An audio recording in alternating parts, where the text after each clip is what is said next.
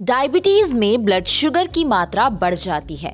ये बात तो सभी लोग जानते होंगे, लेकिन क्या हो अगर आपको पता ही ना चले कि आपके शरीर में शुगर की मात्रा बहुत ज्यादा बढ़ गई है। कहने का मतलब है कि अगर आपको पता ही नहीं चल पाया कि आपको डायबिटीज है, तो ऐसे में क्या होगा, चलिए आपको इस वीडियो में बताते हैं। तो दोस्तों, दरअसल बॉडी में पैनक्रियाज से निकलने वाला इंसुलिन हार्मोन जब कम बनता है या नहीं बनता, तो ग्लूकोज का अब्जॉर्प्शन शरीर में नहीं हो पाता, जिसके वजह से ब्लड में ग्लूकोज जमा होने लगता है और इसी कंडीशन को या इस सिचुएशन को डायबिटीज कहते हैं। दोस्तों, ये जो ग्लूकोज आपके ब्लड में जमा हो जाता है, जो पूरे शरीर की नसों में दौड़ने लगता है, और आप ये जानकर हैरान रह जाएंगे कि यही प्रोसेस अगर बहुत ज्यादा हो गया तो नसें फटने का खतरा हो सकता है।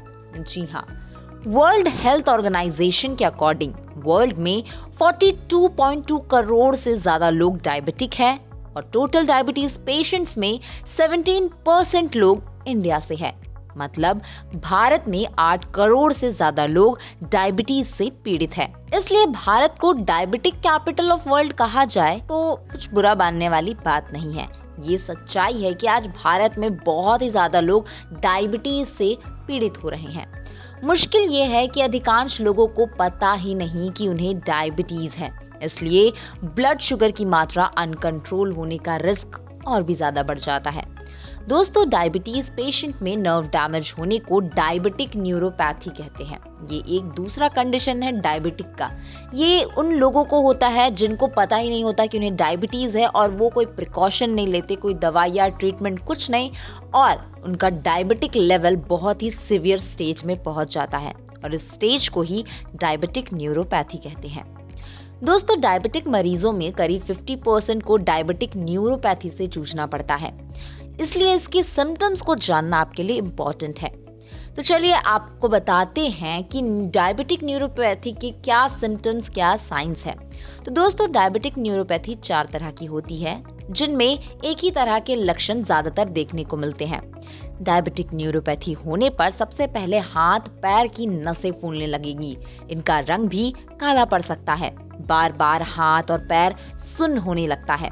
अगर ये ज्यादा दिनों तक हुआ तो खून की छोटी छोटी जो वेसल्स यानी वाहिकाएं होती है, उसकी वॉल यानी दीवार धीरे धीरे कमजोर पड़ने लगती है और एक दिन जब इसमें प्रेशर बढ़ता है तो ये अचानक कुछ जगहों पर डैमेज या फटने लगती है। इससे खून की वाहिकाओं यानी वेसल्स को बॉडी के दूसरे पार्ट से उनका कांटेक्ट टूट जाता है। इस कारण ऑक्सीजन और दूसरे न्यूट्रिशन का वहां पहुंचना मुश्किल हो जाता है। इसके लक्षण और भी है, जैसे सबसे पहले हाथ और पैरों की नसों में इनका सिम्टम्स दिखने लगता है।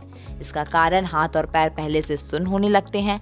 सबसे पहले हाथों में जो सुन्नापन आने लगता है वो है हाई ब्लड शुगर के कारण खून की छोटी छोटी नालिकाओं की दीवार कमजोर होने लगती है, इसलिए इसके कहीं से भी फटने का डर रहता है। मांसपेशियों में कमजोरी, दर्द, झुनझुनी, जलन महसूस होना, कुछ लोगों में छूने पर बहुत ही ज्यादा संवेदनशीलता, यहाँ तक कि कुछ भी अगर लग जाए तो उन्हें बहुत ज्यादा सिवियर पेन होता है। पैरों में गंभीर समस्याएं जैसे अल्सर, इन्फेक्शन, फोड़े, छाले, हड्डी और जोड़ों में फ्रैक्चर तक इसके सिम्टम्स हो सकते हैं।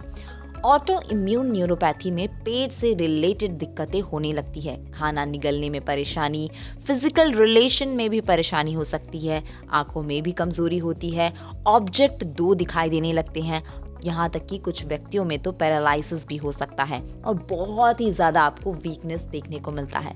दोस्तों, ये सारे सिम्टम्स है डायबिटिक न्यूरोपैथी के। तो दोस्तों, आप सभी आज के समय में अपना डायबिटीज़ चेकअप ज़रूर कराएं ताकि आपको पता चल सके कि आप डायबिटिक है या नहीं, क्योंकि आज के समय में इंडिया में ये बहुत ही कॉमन हो गया है और इसके लक्षण बहुत देर से दिखते हैं। इसलिए आप अपना डायबिटीज़ चेकअप ज़रूर कराएं और स्वस्थ रहें। इसी के साथ आज की वीडियो में दोस्तों इतना ही।